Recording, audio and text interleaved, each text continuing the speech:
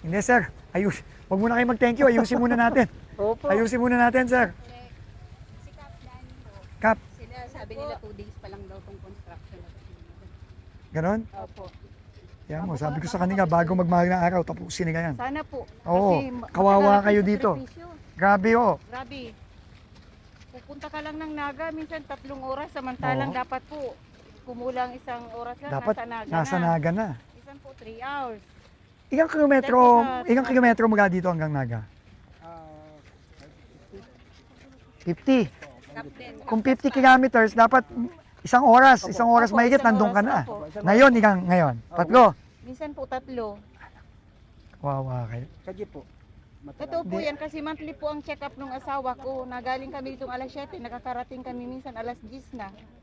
Yan, ang pinakamalapit na ospital, Naga. Naga. Yan, maayusin po natin to. Matagal na namin inaantay na may makapansin talaga ng seryoso. So, very good. Sana magkaroon ng solusyon yung kalsada dito.